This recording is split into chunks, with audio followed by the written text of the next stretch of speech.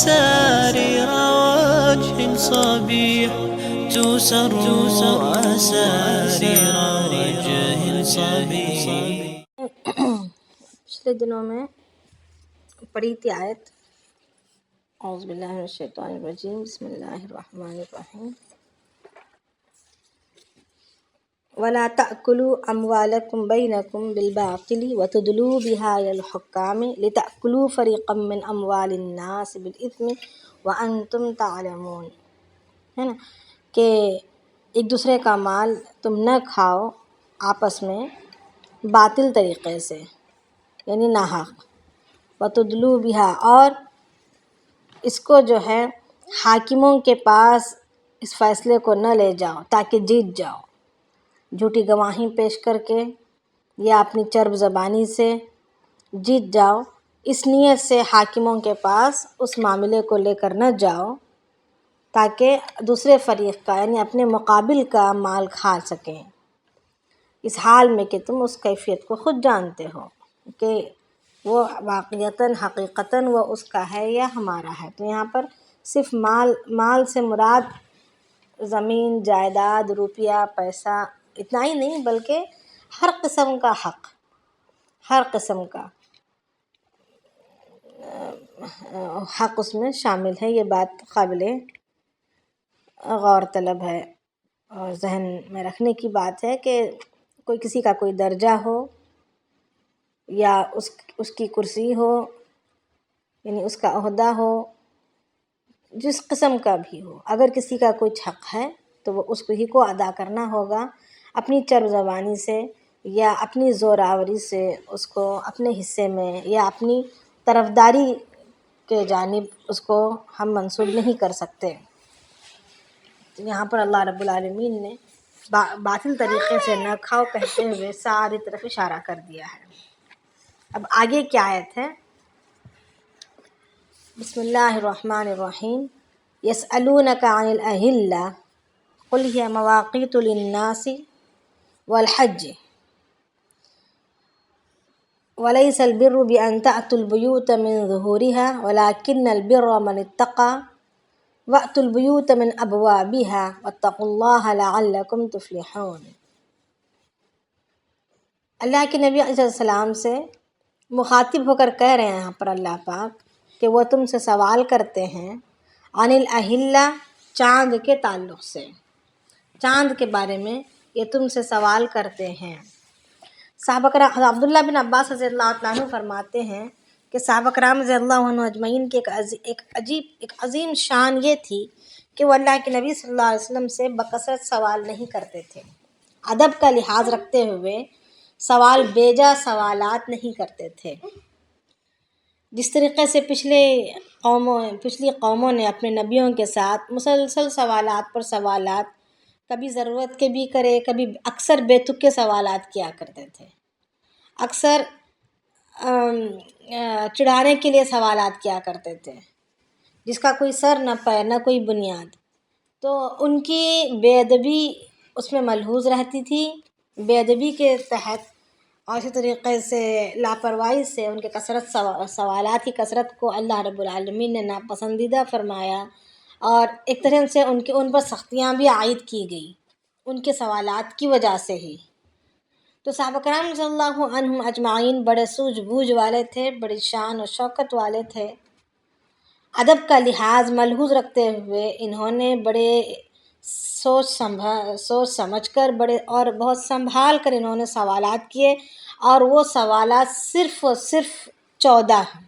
پوری زندگی میں صحابہ نے جو سوالات فرمائے کیے ہیں اللہ کے نبی صلی اللہ علیہ وسلم سے کھل کر، وہ 14 سوالات ہیں. اس میں سے یہ دوسرا سوال ہے. پہلا سوال ابھی پیچھے جو گزرا، اللہ تعالیٰ نے فرمایا کہ وہ مجھ سے میرے بارے میں، میرے بندے میرے بارے میں سوال کرتے ہیں، ہے نا. یسألونک کیا تھا، آیت کیا تھی؟ وَإِذَا سَأَلَكَ عِبَادِي، جب وہ آپ سے سوال کرتے ہیں میرے بندے میرے بارے میں، تو وَإِذَا سَأَلَكَ عِبَادِي عَنِّي، یہ پہلا سوال یہاں پر ذکر کیا گیا ہے قرآن شریف میں. اور یہ دوسرا صحابہ کا سوال ہے یسألونک عن الأہلة، وہ چاند کے بارے میں سوال کرتے ہیں. اب مزید 6 سوالات اور یہ تو 2 ہو گئے اور 14 میں سے اب اور 2 اور 6 سوالات سورہ بقرہ میں ہی آگے آ رہے ہیں، اسی صورت میں آگے آ رہے ہیں، اور پھر اور بقیہ 6 سوالات دیگر قرآن شریف کی دیگر صورتوں میں مذکور ہیں۔ تو اس میں سے جو دوسرا سوال تھا وہ یہی ہے کہ یسألونک عن الأہلہ، کہ وہ آپ سے سوال کرتے ہیں چاند کے بارے میں۔ تو جب اللہ کے نبی علیہ السلام عمرے کے ارادے سے مکہ معظمہ پہنچے 6 سن ہجری میں غالباً، تو کفار مکہ نے انہیں روک لیا، راستہ کاٹ دیا، اور حالانکہ صحابہ احرام کی حالت میں تھے اور صلح حدیبیہ کا واقعہ تو ہر کسی کو پتہ ہے، تو اللہ کے نبی علیہ السلام کو جبراً احرام کو کھول دینا پڑا، اور انہوں نے قربانی وغیرہ کر کے واپس لوٹ آئے۔ اور اس وقت جو ہے صحابہ اللہ کے نبی علیہ السلام پر سورہ فتح بھی نازل ہو گئی تھی کہ انا فتحنا لک فتحا مبینا، یہ آیات نازل ہوئی تھی۔ تو اس پر عمر رضی اللہ عنہ نے سوال بھی کھڑا کیا تھا کہ یہی فتح ہے کہ ہم کعبۃ اللہ میں احرام کی حالت میں ہونے کے باوجود یہاں تک آ چکے احرام باندھ کر، اور ہم کعبۃ اللہ میں کا ایک طواف بھی نہیں کر سک رہے، مکہ معظمہ میں داخل بھی نہیں ہوئے ہیں، اور ہم اپنے عمرے کو یوں ہی کھولتے ہوئے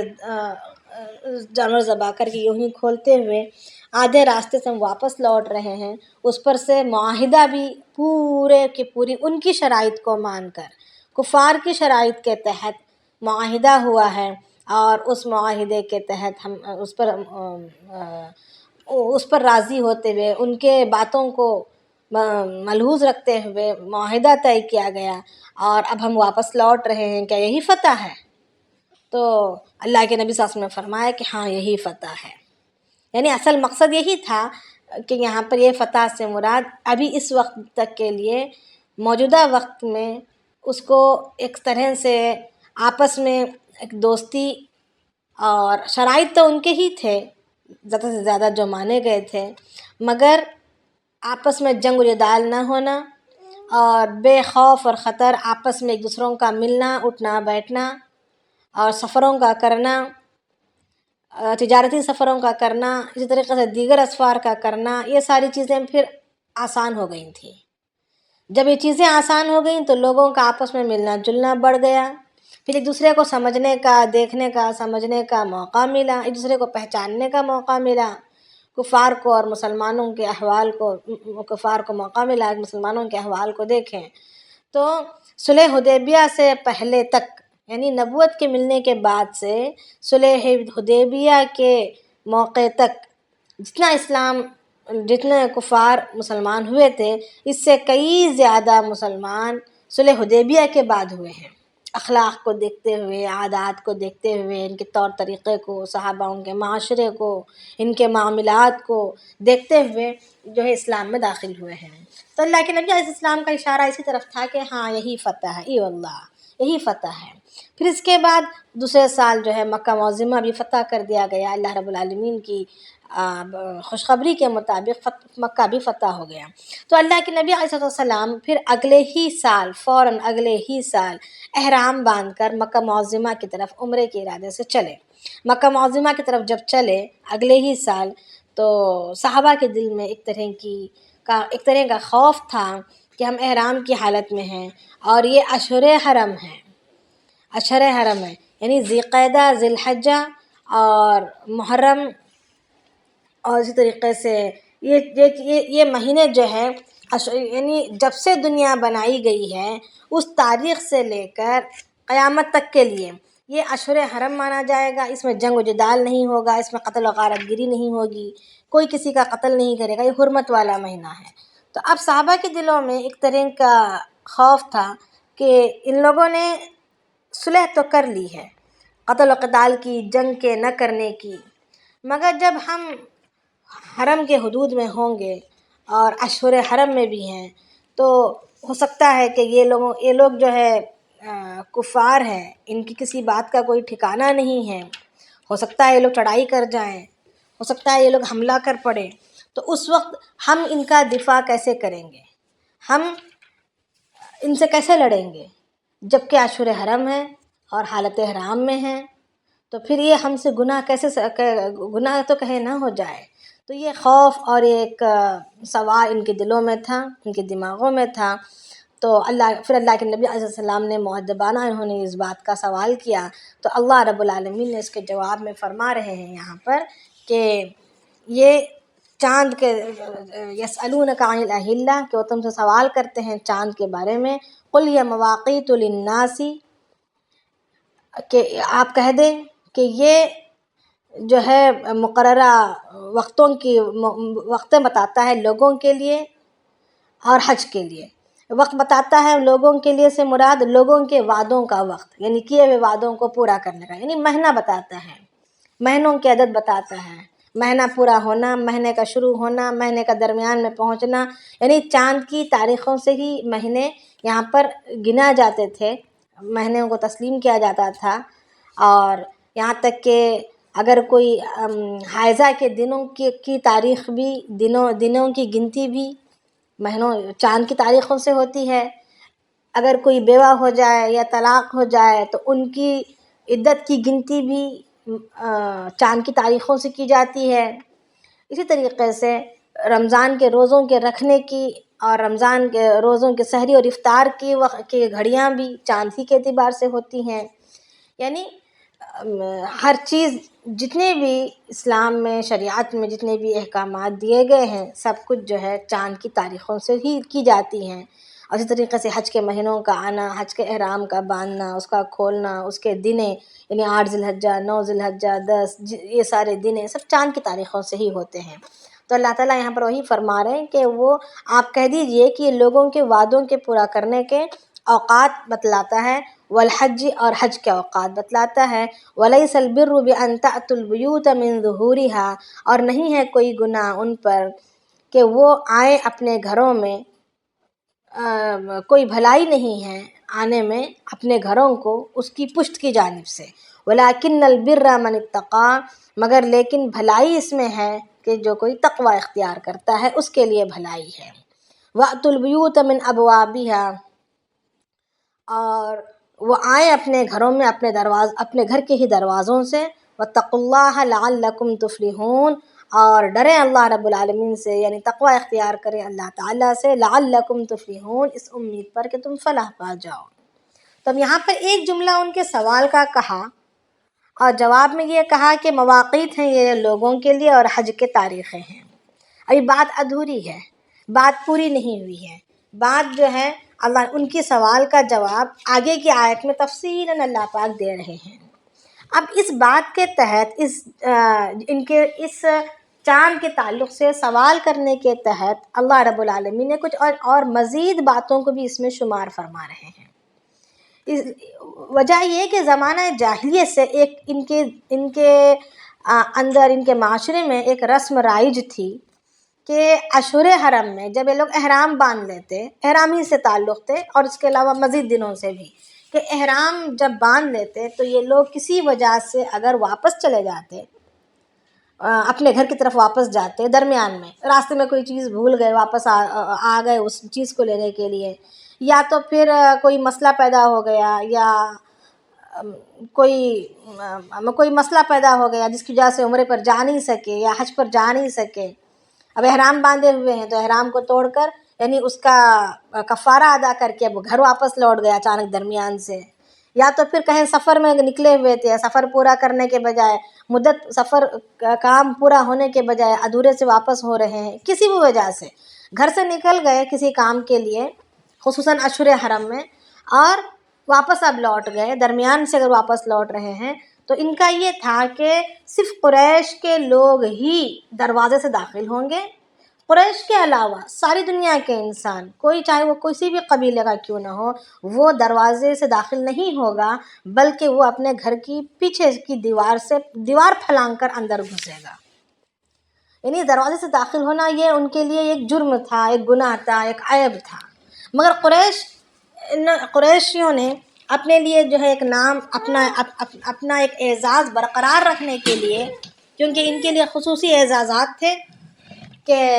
زمانہ جاہلیت میں ان کی سرداری اور ان کی عظمت اور ان کی شان و شوکت پوری دنیا میں اتنی زیادہ بھاری تھی کہ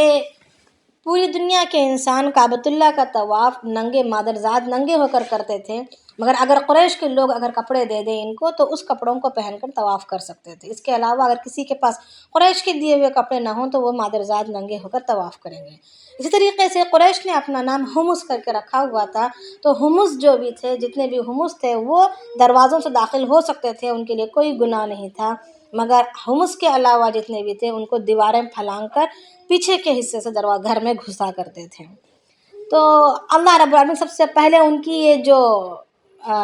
یہ ہے، ان کا یہ عمل ہے، اس کو اللہ رب العالمین یہاں سے ہٹا رہے ہیں، اور یہ فرما رہے ہیں کہ وَلَيْسَ الْبِرُّ بِأَن تَأْتُوا الْبُيُوتَ مِن ظُهُورِهَا، کوئی بھلائی نہیں کہ تم اپنے گھروں میں پیچھے سے داخل ہونے میں، یعنی یہ کوئی نیکی نہیں ہے، سامنے سے داخل ہونے میں کوئی گناہ نہیں اور پیچھے سے داخل ہونے میں کوئی نیکی نہیں۔ وَلَكِنَّ الْبِرَّ مَنِ التَّقْوَىٰ، اصل بھلائی تو اس میں ہے کہ تم تقوی اختیار کرو، تم اللہ تعالیٰ سے ڈر کر زندگی کرو، تم اب گناہوں سے پرہیز کرتے ہوئے زندگی کرو، یہ اصل بھلائی ہے۔ وَأْتُوا الْبُيُوتَ مِنْ أَبْوَابِهَا، تو تم آؤ اپنے گھروں میں اپنے دروازوں سے ہی، چاہے تم درمیانے سفر سے آ رہے ہو یا احرام کی حالت میں نکل چکے ہو مگر احرام عمرہ کیے سے پہلے، یعنی احرام ہی کی حالت میں اگر واپس لوٹ رہے ہو، کس حالت میں بھی ہو، مگر تم اپنے گھروں کو اپنے دروازوں سے ہی داخل ہو۔ وَاتَّقُوا اللَّهَ، اور ڈرتے رہو اللہ رب العالمین سے، اس امید پر کہ تم فلاح پا جاؤ، یعنی اللہ رب العالمین سے ڈرنا، تقوی اختیار کرنا، زندگیوں میں اللہ سے ڈر کر جینا، گناہوں کے معاملے میں، حقوق کی پامالی کے معاملے میں، اور اسی طریقے سے معاملات میں کسی بگاڑ کے پیدا کرنے کے معاملوں میں، ہر معاملے میں اللہ تعالیٰ سے ڈرنا، یہ کامیابی بتلائی گئی ہے اس میں۔ تو حدیث شریف میں آتا ہے کہ اللہ کے نبی علیہ السلام ایک مرتبہ کسی باغ میں تھے، اور اللہ کے نبی علیہ السلام کے ساتھ ایک انصاری صحابی عتبہ بن عامر یہ بھی تھے ساتھ میں۔ تو اللہ کے نبی علیہ السلام جیسے باغ کے دروازے سے باہر نکلے تو عتبہ بن عامر رضی اللہ عنہ بھی ساتھ ہی اسی دروازے سے باہر نکلے۔ تو اس پر لوگوں نے کہا کہ نبی صلی اللہ علیہ وسلم یہ کیا ہے، یہ ایک تو تجارت پیشہ آدمی ہے، کون؟ عتبہ بن عامر، ایک تو تجارت پیشہ آدمی ہے، یہ حمص نہیں ہے، یعنی یہ تجارت پیشہ آدمی ہے اور یہ آپ کے ساتھ اس طرح دروازے سے باہر آ رہا ہے۔ تو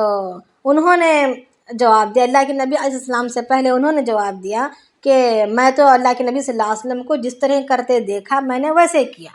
حالانکہ مجھے پتہ ہے کہ اللہ کے نبی صلی اللہ علیہ وسلم حمص ہیں، یعنی قریش میں سے ہیں،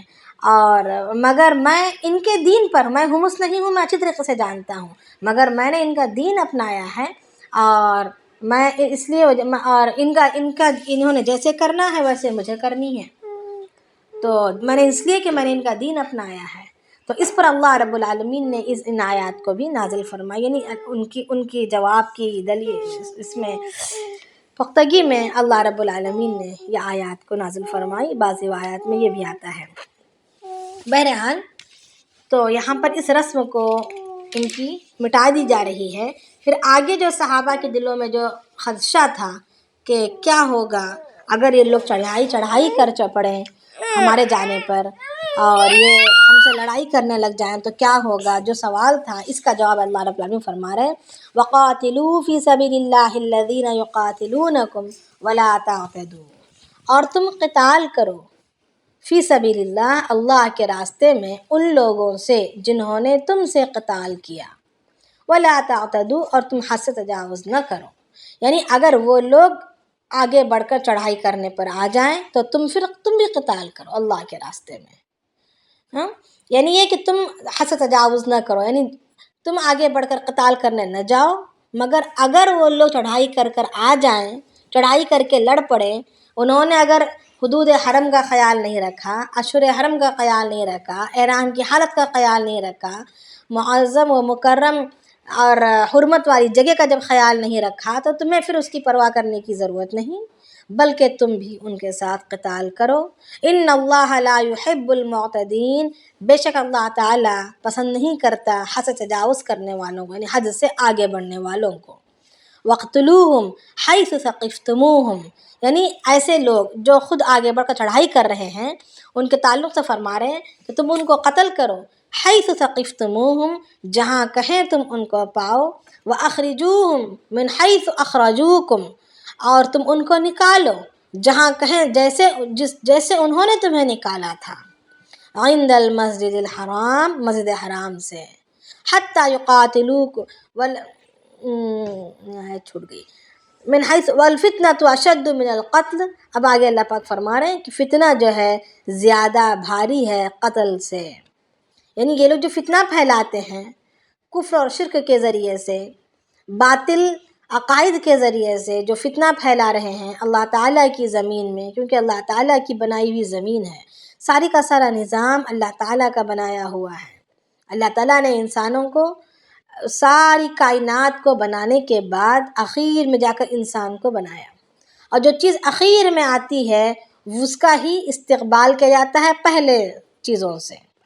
تو جتنی بھی کائنات میں چیزیں، آسمان، زمین، چاند، سورج، ہوا، پانی، پہاڑ، درخت، پودے، جتنی بھی چیزیں دنیا میں پھیلی ہوئی ہیں سب کچھ انسان کے خاطر بنائی گئی اور انسان ہی کی خدمت کے لیے ہیں۔ اور اللہ رب العالمین فرماتے ہیں کہ میں نے انسان کو بنایا ہے میری عبادت کے لیے، میری بندگی کے لیے، میری فرمانبرداری کے لیے۔ تو اب اللہ رب العالمین جب اللہ تعالیٰ نے انسان ساری کائنات کو جب انسان کے لیے بنایا اور انسان کو جب عبادت کے لیے بنایا تو ظاہری بات ہے کہ اللہ تعالیٰ کا ہی قانون ان زمین پر چلے گا، الامر للہ، یعنی حکم اللہ تعالیٰ ہی کا ہے، اللہ تعالیٰ ہی کی مرضی سے زمین پر حکومت چلنی ہے، زمین پر قانون چلنے ہیں، زمین پر بسنے والوں کو اللہ تعالیٰ ہی کی مان کر چلنا ہے۔ تو اگر کوئی انسان نفس پرستی کرنے لگ جائے یا شیطان کی ماننے لگ جائے، شیطان کے قانون پر چلنے لگ جائے تو ظاہری بات ہے کہ یہ اللہ تعالیٰ کی زمین میں خیانت ہے، خیانت ہو رہی ہے۔ تو اس کے لیے اب جب اللہ کے ماننے والوں کو جب تکلیف دی جا رہی ہے، اللہ کے ماننے والوں کو مار کر نکالا جا رہا ہے یا تو قتل کیا جا رہا ہے، صرف اس بنیاد پر کہ وہ اللہ کی ماننے والے ہیں، وہ مسلمان ہیں، اس بنیاد پر انہیں مارا جا رہا ہے یا تو انہیں شہر بدر کیا جا رہا ہے، جلا وطن کیا جا رہا ہے، تو یہ عدل و انصاف کا معاملہ نہیں۔ تو اللہ رب العالمین یہاں پر ہی فرما رہے ہیں وَاقْتُلُوهُمْ حَيْثُ ثَقِفْتُمُوهُمْ، ان کو تم قتل کرو جہاں کہیں تم ان کو پاؤ، وَأَخْرِجُوهُمْ مِنْ حَيْثُ أَخْرَجُوكُمْ اور تم بھی انہیں نکالو جیسے کہ انہوں نے تمہیں نکالا ہے، یعنی قتل کے ذریعے سے تمہیں زندگیوں سے ہی نکال دیا یا تو شہروں سے نکال دیا، تو اسی طرح تم بھی انہیں نکالو، اس لیے کہ جو فتنہ انہوں نے برپا کیا ہے اللہ کی زمین میں، اللہ کی حکومت میں، اللہ کی مرضی کے مطابق حکومت کے چلنے کے بجائے اپنے مرضیوں کے مطابق اور شیطان کے نقش قدم پر ان کی حکومتیں چلا رہے ہیں، تو یہ فتنہ ہے اور یہ قتل سے زیادہ بھاری ہے۔ ایک طرف خون ریزی ہے تو کیا ہوا، ایک طرف باطل ہے، کفر اور شرک ہے، اللہ کی نافرمانیاں ہیں، اور یہ چیزیں زیادہ بھاری ہیں قتل اور غارت گری سے۔ تو اللہ تعالیٰ وہی فرما رہے ہیں کہ وَالْفِتْنَةُ أَشَدُّ مِنَ الْقَتْلِ، فتنہ جو ہے زیادہ بھاری ہے قتل سے۔ اور اسی طریقے سے انہوں نے جب اللہ کی پاک حرمت والی جگہ کی جب انہوں نے قدر نہیں کی، اس کو پامال کیا، تو ظاہری بات ہے کہ یہ بہت بڑا فتنہ ہے، تو اس کو مٹانا ضروری ہے تاکہ آئندہ کبھی ایسا فتنہ برپا نہ ہو۔ تو اسی لیے اللہ رب العالمین فرما رہے ہیں کہ ان کو پاک کرو یہاں سے، حتیٰ ولا تقاتلوہم عند المسجد الحرام حتیٰ یقاتلوکم فیہ، اور تم قتال نہ کرو ان سے مسجد حرام کے پاس، لڑائی نہ کرو، قتال نہ کرو، حتیٰ یقاتلوکم فیہ، یہاں تک کہ وہ خود تم سے لڑ نہ پڑیں، یعنی مسجد حرام میں تم آگے بڑھ کر قتال نہ کرو، مگر اگر وہ قتال کرنے پر آ جائیں، اگر وہ فتنہ برپا کریں اور وہ قتال کرنے پر آئیں تو تم اس وقت قتال کر سکتے ہیں۔ فَإِنْ قَاتَلُوكُمْ فَاقْتُلُوهُمْ، اگر وہ تم سے قتال کریں تو تم ان سے قتال کرو۔ كَذَلِكَ جَزَاءُ الْكَافِرِينَ، اسی طرح یہی ہے کافروں کا بدلہ، اسی طرح ہوگا کافروں کا بدلہ۔ فَإِنِ انْتَهَوْا، اور اگر وہ لوگ باز آ جائیں، یعنی رک جائیں، باز آ جائیں، فَإِنَّ اللَّهَ غَفُورٌ رَحِيمٌ، تو بے شک اللہ تعالیٰ بخشنے والے اور رحم کرنے والے ہیں۔ وَقَاتِلُوهُمْ، اور تم ان سے قتال کرو حتی لا تکون فتنۃ ویکون الدین للہ، تم قتال کرو ان سے یہاں تک کہ باقی نہ رہے کوئی فتنہ، یعنی پورے فتنے کا صفایا کر دو، فتنہ ہی باقی نہ رہے۔ اس طرح سے قتال کرو کہ بالکل ہی ان کی جڑ ختم ہو جائے، جڑ مٹ جائے، کٹ جائے، اور بالکل فتنے کی کوئی رمق باقی نہ رہے۔ وَيَكُونَ الدِّينُ لِلَّهِ، اور ہو جائے سارا کا سارا دین اللہ ہی کے لیے ہو جائے، دین اللہ ہی کے لیے ہو جائے، یعنی کوئی اور دین یا کوئی اور مذہب باقی نہ رہے، صرف و صرف اللہ ہی کے لیے باقی رہے۔ فَإِنِ انْتَهَوْا فَلَا عُدْوَانَ إِلَّا عَلَى الظَّالِمِينَ۔ اب آگے اللہ پاک فرما رہے ہیں کہ اگر یہ لوگ رک جائیں، فَإِنِ انْتَهَوْا، اگر وہ لوگ باز آ جائیں، ہتھیار ڈال دیں، لڑائی کرنا چھوڑ دیں، صلح کرنے کی کوشش کریں یا اپنا ہتھیار ڈال دیں، فَلَا عُدْوَانَ إِلَّا عَلَى الظَّالِمِينَ، تو تم بھی جو ہے رک جاؤ، حد سے تجاوز نہ کرو، إِلَّا عَلَى الظَّالِمِينَ، مگر یہ کہ صرف ظالموں پر ہی۔ تو اب اس آیت کے تحت اللہ کے نبی علیہ السلام فرماتے ہیں کہ اللہ تعالیٰ کا جو یہ حکم ہے کہ اگر وہ لوگ باز آ جائیں تو پھر ان سے مقاتلہ نہ کرو، رک جاؤ، اور ظالموں پر ہی، الا علی الظالمین، مگر ظالمین پر، تو مراد یہاں پر جنگ کے کچھ اصول اور قوانین بتلائے جا رہے ہیں کہ عورتوں پر، بوڑھوں پر، بچوں پر اور درویشوں پر حملہ نہیں کیا جائے گا۔ اسی طریقے سے عبادت گاہوں پر بھی حملہ نہیں کیا جائے گا، گرجا گھروں پر بھی حملہ نہیں کیا جائے گا، اور ان بچوں پر حملہ نہیں کیا جائے گا، ان لڑکوں پر جو ابھی قتال کے قابل نہیں ہوئے ہیں اور وہ قتال میں نہ ہی حصہ لیتے ہیں نہ مددگار ثابت ہوتے ہیں، ان پر بھی قتال نہیں کیا جائے گا۔ یعنی ان سب کو قتال سے دور رکھنے کی اور احتیاط کرنے کی ترغیب دی جا رہی ہے۔ کسی کو کچھ سوال ہے؟ جی جی فَإِنْ انْتَهَوْا فَإِنَّ اللَّهَ غَفُورٌ رَحِيمٌ، یہاں سے تھوڑا دوبارہ لکھ نہیں پائی میں۔ اچھا، فَإِنْ انْتَهَوْا، اگر وہ لوگ باز آ جائیں،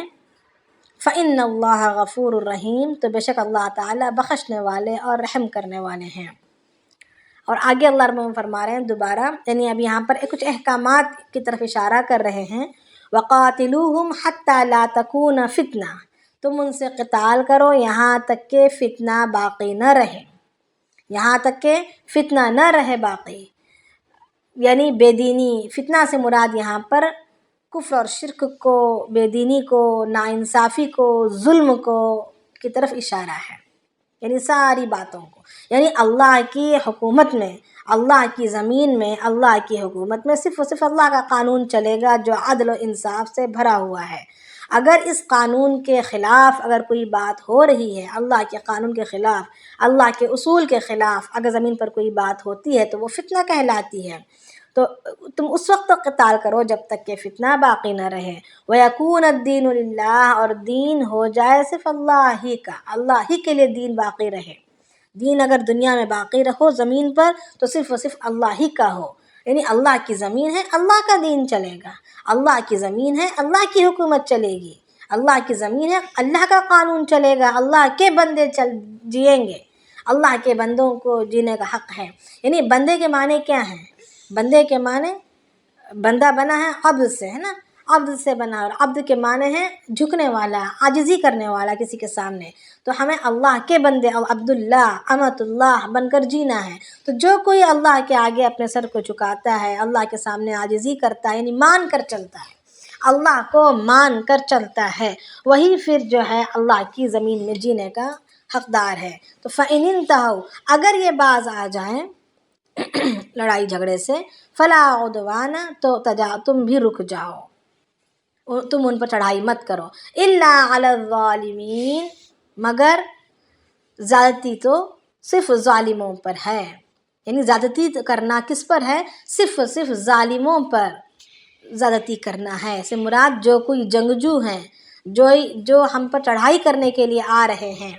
ایمان والوں کا مقابلہ کرنے کے لیے آ رہے ہیں، صرف ان پر زیادتی کرنی ہے، یعنی قتل کے ذریعے سے، قید کرنے کے ذریعے سے ان پر زیادتی کرنا ہے۔ اس کے علاوہ یعنی جیسے بچے ہیں، بوڑھے ہیں، اور درویش ہیں جو دنیا سے یکسو ہو کر عبادت میں لگے ہوئے ہیں، اگرچہ کہ ان کی عبادت نامراد ہے، قابل قبول نہیں ہے، مگر وہ دنیا سے ہٹے ہوئے اب ان کے وہم اور گمان کے مطابق وہ ایک عبادت میں لگے ہوئے ہیں، تو وہ آ نہیں رہے مسلمانوں کے ساتھ چڑھائی کرنے کو، یا تو پھر وہ لوگ اور عورتیں ہیں۔ تو اگر کوئی مقابلے میں اگر کوئی عورت تلوار کس کر آ رہی ہو تو وہ تو پھر ظالم میں شمار ہوں گی، یعنی وہ عورتیں جو جنگ میں حصہ نہیں لے رہی اور وہ بچے جو جنگ میں حصہ لینے کے قابل نہیں ہیں، سب کو پناہ دینی ہے، سب کی احتیاط کرنی ہے، ان پر کوئی طرح کا ظلم یا ان پر کوئی طرح کا دھکا نہیں ہونا ہے۔ اللہ کے نبی علیہ السلام نے جب مکہ فتح کیا تو اللہ کے نبی علیہ السلام نے اعلان کر دیا تھا کہ جو بھی چند ہی مشرکین اس میں قتل کیے گئے تھے، اس لیے کہ اللہ کے نبی علیہ السلام نے کھلا اعلان کروا دیا تھا کہ جو کوئی اپنے اپنے گھروں میں دروازے بند کر کے بیٹھ جائیں، اپنے اپنے گھروں میں خود دروازے بند کر کے بند ہو جائیں، یا تو جو کوئی مسجد حرام میں داخل ہو جائیں، یا جو کوئی ابو سفیان کے گھر میں داخل ہو جائیں، سب کو امن ہے، ان کو کوئی دھکا نہیں دیا جائے گا، ان کو قتل نہیں کیا جائے گا۔ یعنی اس طریقے سے کسی کا مائک کون ہے؟ تو اس طریقے سے اللہ کے نبی علیہ السلام نے اعلان کر دیا تھا، تو یہی وجہ بنی کہ مکہ معظمہ میں خون زیادہ نہیں بہا چند مشرکین کے علاوہ، بلکہ اللہ کے نبی علیہ السلام فاتحانہ اس میں داخل ہوئے تھے، اور یہی وجہ تھا کہ اللہ کے نبی علیہ السلام کے اس اعلان کی برکت سے لوگوں کے دل جو ہے مانوس ہو گئے، اور لوگ جوق در جوق آ کر اسلام میں داخل ہو گئے فتح مکہ والے دن۔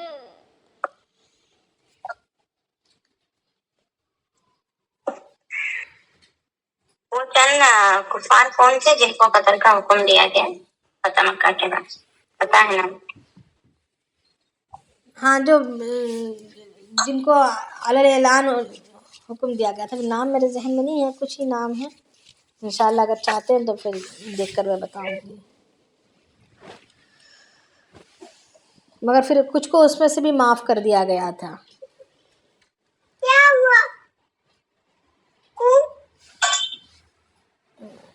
تو کسی کو کچھ سوال ہے؟ یہ 4 حرمت والے مہینے ہیں، یہ ذرا بتائیں کہ کون کون سے ہیں؟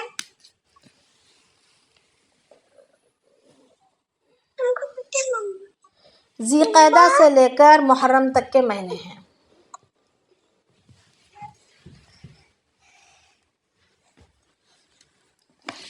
یہ آپ نے السلام علیکم۔ جی وعلیکم السلام۔ یہ آپ نے بتایا نا کہ قرآن میں 8 مطلب یہ 8 سوال جو ہے وہ قرآن میں ہے، 14 سوال۔ اچھا، مطلب جو قرآن میں ہے، جی جی، باقی حدیث کے الگ ہے نا؟ یعنی حدیث میں نہیں، کل سوالات صحابہ کی، مطلب جو صراحتاً جو انہوں نے سوال کیا ہے وہ ہے، اور بقیہ احادیث میں آتا ہے کہ اللہ صحابہ کرام رضی اللہ عنہ اجمعین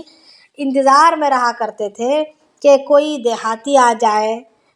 کوئی اجنبی آ جائے جو اللہ کے نبی صلی اللہ علیہ وسلم سے کچھ سوال کر لے اور ہم بھی جان لیں یعنی باتوں کو،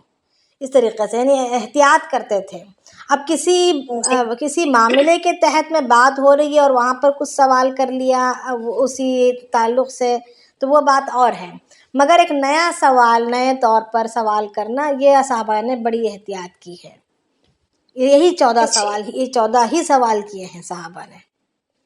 اس کے علاوہ یہ نہیں سارے ہیں، یہ قرآن میں ہے سارے؟ ہاں 14 سوال سارے ہیں، 2 تو ہم ابھی پڑھے ہیں اور بقیہ 6 سورہ بقرہ ہی میں آ جائیں گے۔ جی، مطلب پورے یہی سورہ میں ہے سارے؟ نہیں، یہ سورہ میں 8 ہے پورے قرآن؟ اچھا، ہاں 8، اوکے۔ 2 ہم پڑھ چکے، ابھی اور 6 پڑھیں گے، پھر اس کے بعد آئیں گے آگے۔ جزاک اللہ۔ اور کسی کو کچھ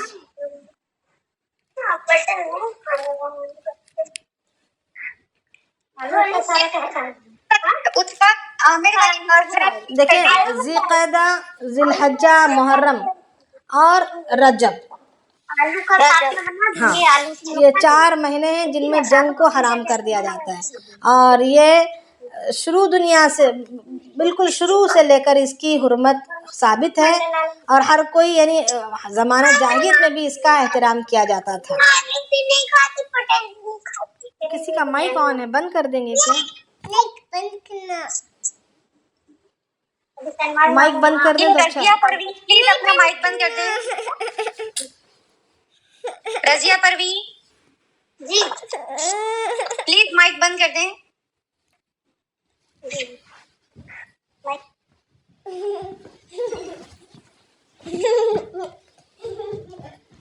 عتبہ بن عامر والی ذرا پلیز ایک دفعہ بتا دیجیے گا۔ قطبہ بن عامر، عتبہ نہیں، جی عین تا با ہا رائٹ، قاف تا با ہا، قطبہ، قاف، ہاں اچھا قینچی والا قاف۔ قطبہ، تو وہ اس کا دوبارہ بتا دیں کہ وہ اللہ کے نبی علیہ السلام ایک کسی باغ میں تھے، اور وہاں سے آپ دروازے سے باہر نکلے، ظاہری بات ہے دروازے سے گئے تو دروازے سے ہی باہر آئیں گے، مگر باہر نکلتے ہوئے دوسرے لوگوں نے دیکھ لیا، اور نبی صلی اللہ علیہ وسلم سے شکایتانہ انداز میں کہا کہ یا رسول اللہ یہ تو ایک عام تجارت پیشہ آدمی ہے، یعنی قریش وغیرہ نہیں ہے، تو اور یہ آپ کے ساتھ دروازے سے ہی باہر آ رہا ہے۔ تو اتنے میں آگے بڑھ کر قطبہ بن عامر نے جواب دیا رضی اللہ عنہ نے جواب دیا کہ میں آپ صلی اللہ علیہ وسلم کے ساتھ تھا، اور آپ صلی اللہ علیہ وسلم نے جیسے کیا ہے ویسے میں کیا ہوں، میں جانتا ہوں کہ میں حمص نہیں ہوں، اور اللہ کے نبی صلی اللہ علیہ وسلم حمص ہیں، اس کے باوجود میں نے ایسا اس لیے کیا کہ میں نے ان کے دین کو اپنایا ہے، اور لہٰذا میں ان کے وہ جیسے کریں گے ویسے میں کروں گا، دین کو اپنانے کی وجہ سے۔ حمص کی سپیلنگ بتائیں گی؟ ہا میم صاد یا سین؟ سین، سین۔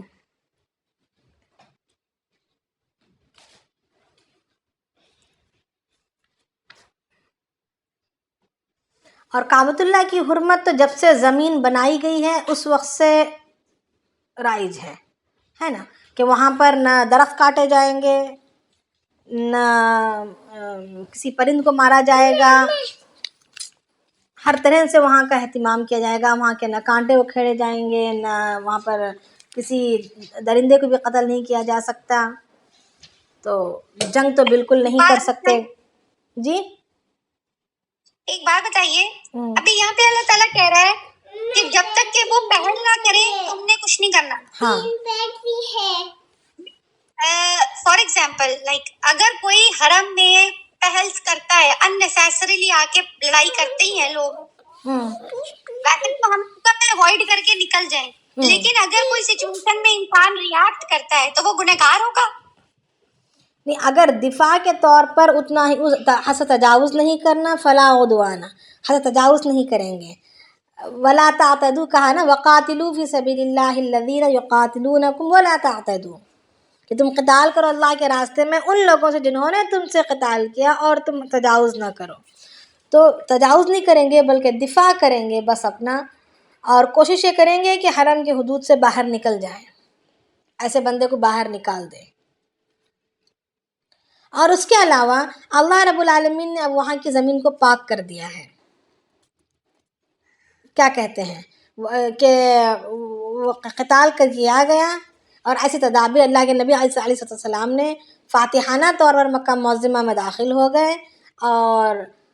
اللہ کے نبی علیہ السلام کے لیے کچھ گھڑیوں تک وہاں کی حرمت کو ہٹا دی گئی تھی، قتال کو جائز قرار دیا گیا تھا، پھر اس کے بعد اس کو واپس اس کی حرمت ثابت ہو گئی، حرمت قائم کر دی گئی۔ اللہ کے نبی صلی اللہ علیہ وسلم کی حدیث ہے کہ اللہ علیہ وسلم فرماتے ہیں کہ کوئی انسان میرے اس عمل کو دیکھتے ہوئے دلیل نہ بنائے کہ وہ یہاں پر کعبۃ اللہ میں یعنی بیت اللہ کی حدود میں جہاد کر سکتا ہے، بلکہ یہ تھوڑی دیر کے لیے مجھے اجازت دے دی گئی تھی، اب اس کے بعد اس کو اجازت کو ختم کر دیا گیا، اب کسی کے لیے اجازت نہیں ہے، کیونکہ وہاں پر سورہ توبہ کی آیات کے ذریعے سے بھی ہمیں پتہ چلے گا کہ اللہ رب العالمین نے 4 مہینے کی مدت دی تھی، حدود حرم کو خالی کرنے کے لیے، عرب کو، ملک عرب کو، حجاز مقدس کو خالی کرنے کے لیے، اور خالی کر دیا گیا کفار اور مشرکین سے، تو اب آپس کا، مسلمانوں میں آپس میں بھائی بھائی کا لڑنا، یہ تو بہت ہی نامناسب بات ہے۔ اس کے لیے تو صلح کرانے کی، صلح پسند لوگ جو ہے آگے بڑھ کر صلح کرانے کی تعلیم دی گئی ہے۔ اگر صلح پھر بھی نہ کر پائیں تو پھر جو باغی ہے ان سے لڑا جائے گا، مگر کوشش ہر درجے یہی کی جائے گی کہ مسلمان پر تلوار نہ اٹھائے یا آپس میں جھگڑا نہ کرے، بات چیت صلح سے ہی ختم ہو جائے۔ تو اب چھوٹی موٹی اگر کچھ ہو رہا ہے، جیسے حاجیوں کے درمیان ہو رہا ہو، عمرے والوں کے درمیان ہو رہا ہو، تو یہ جو ہے کوشش یہ کریں کہ وہاں سے فوراً دور ہٹ جائیں، اپنے آپ کو بچا کر۔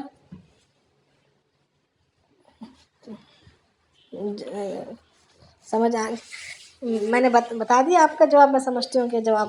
ہو گیا۔ جزاک اللہ۔ جی، تو یہاں پر کسی بھی قسم سے لڑائی جھگڑا بالکل نہیں کرنی ہے۔ یہ حرمت کی جگہ ہے، یہ عبادت کی جگہ ہے، احترام کی جگہ ہے۔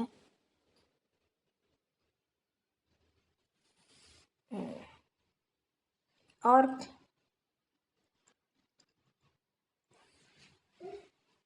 حضرت عبداللہ بن عمر رضی اللہ تعالیٰ عنہ بھی کسی لڑائیوں میں نہیں، اللہ کے نبی علیہ السلام کے بعد، فتح مکہ کے بعد، اللہ کے نبی صلی اللہ علیہ وسلم کے دنیا سے جانے کے بعد کبھی کسی لڑائی میں وہ حصہ نہیں لیتے تھے۔ حالانکہ عبداللہ بن عمر رضی اللہ تعالیٰ عنہ مشہور ہیں اللہ کے نبی صلی اللہ علیہ وسلم کی اتباع کرنے میں، بہت زیادہ مشہور ہیں کہ اللہ کے نبی کی اتباع حد درجے تک انہوں نے کی ہے، کوئی عمل کو چھوڑتے نہیں تھے، دیکھے بغیر لپک کر آ کر بھاگ کر ہر موقع کو دیکھتے تھے کہ اللہ کے نبی صلی اللہ علیہ وسلم یہاں کیا کر رہے ہیں، یہاں پر کیسے ان کا معاملہ ہے، کیسے اللہ کے وسلم کا کیا طریقہ ہے، یہاں پر کیا طریقہ ہے، اور ہر چیز کو اپناتے تھے۔ مگر جب عبداللہ بن زبیر رضی اللہ تعالیٰ عنہ پر لوگوں نے جب چڑھائی کر رکھی تھی، تو اس وقت جو ہے انہوں نے بالکل آگے بڑھ کر کوئی حصہ نہیں لیا، خاموش ہو کر بیٹھے ہوئے تھے۔ یہاں تک کہ پھر اسی طریقے سے حضرت عمر رضی اللہ تعالیٰ عنہ اور حضرت عثمان رضی اللہ تعالیٰ عنہ اور علی رضی اللہ تعالیٰ عنہ کے معاملے میں بھی وہ بالکل چپ ہو کر بیٹھے تھے۔ وجہ یہی تھی کہ فتنہ تو ختم ہو چکا ہے، اب آپس میں مسلمانوں کے درمیان جو لڑائیاں ہو رہی ہیں، کچھ جو غلط فہمیاں ہو رہی ہیں، وہ تو صلح سے حل کروانا ہے، لڑائی کر کے نہیں، تلواریں اٹھا کر نہیں۔ تو حد درجے انہوں نے کوشش یہی کی تھی کہ صلح کا ہی دامن تھامیں۔ چلو، سبحان اللہ بحمدہ، سبحانک اللہم وبحمدک، نشہد ان لا الہ الا انت، نستغفرک ونتوب الیک۔ سبحان ربک رب العزۃ عما یصفون، وسلام علی المرسلین، والحمد للہ رب العالمین۔ تقال العثار العظام به ويغدو الهوى ككبش ذبيح، بذكر الإله تطيب الحياة، تسر أسارير وجه صبيح، تسر أسارير وجه صبيح.